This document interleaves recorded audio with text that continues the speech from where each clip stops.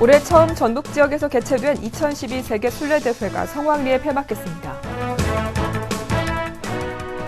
상대적으로 개발이 더딘 전북 도내 동북권 지역이 휴양과 생태도시로 집중 개발됩니다. 전북 혁신도시로 이전하는 한국전기안전공사가 신사옥 공사를 시작했습니다. 전라북도와 국토해양부가 전북 지역 건설업체들에 대한 실태 조사를 강화합니다. 대형마트와 기업형 슈퍼마켓에 대한 영업 제한이 앞으로도 계속됩니다.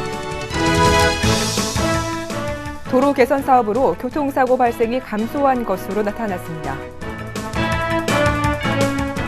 도내 노인 비율이 해마다 높아져 8년 뒤인 오는 2020년에는 20%가 넘어 초고령 사회로 진입할 전망입니다.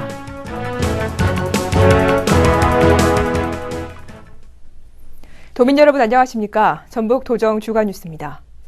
지난 1일 개막해 9박 10일간 진행된 2012 세계 순례대회가 성황리에 폐막했습니다. 전국에서 만여 명이 참가해 종교 화합회장으로 진행된 도보순례는 총 9개 코스로 구성됐으며 코스 성지마다 각 종단 지도자들이 나와 순례객을 맞이하고 몸과 마음을 치유하는 다양한 프로그램으로 호응을 받았습니다.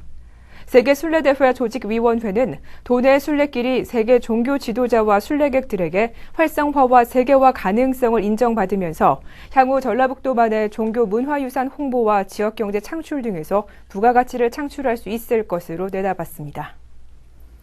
상대적으로 개발이 더딘 남원과 무주, 진안, 장수, 임실, 순창 등 동북권을 휴양과 생태도시로 조성하는 발전 계획이 수립됐습니다.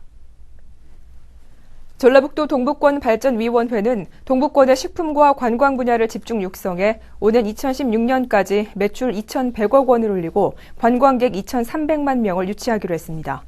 발전 계획에는 농식품 분야로 무주는 천마, 장수는 오미자, 진안은 홍삼을 중심으로 전국 최고의 명품 클러스터로 육성한다는 방침입니다.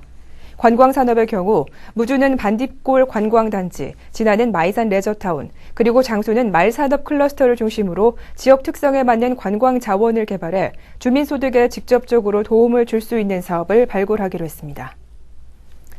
전북 혁신도시로 이전하는 한국전기안전공사가 신사옥 공사를 시작했습니다.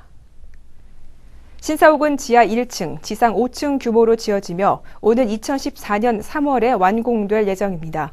전기안전공사 사옥이 완공되면 본사 인력 300여 명이 전북으로 이전하게 됩니다.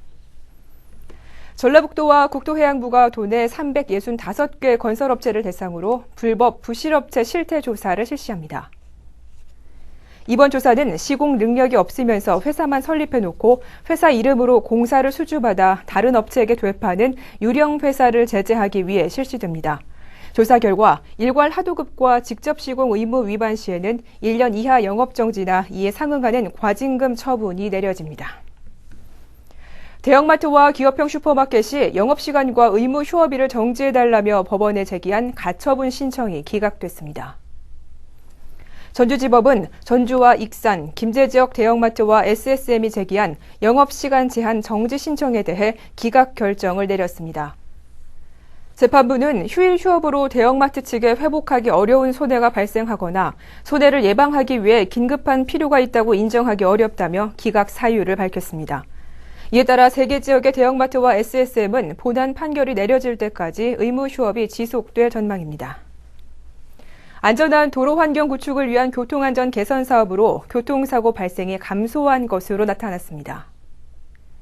전라북도는 지난 4년간 1,500여 억 원을 투입해 교통사고 발생이 잦은 780여 곳 도로의 구조를 개선하고 안전시설을 설치한 결과 교통사고가 19%에서 최대 37% 감소했다고 밝혔습니다.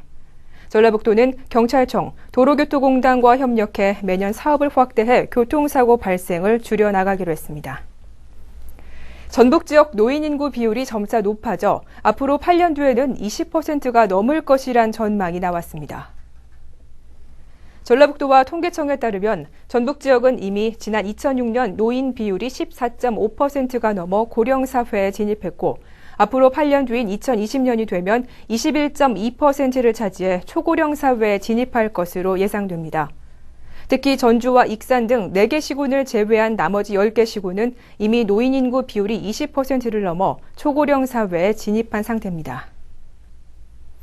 이상으로 전북도정 주간 뉴스를 마치겠습니다. 고맙습니다.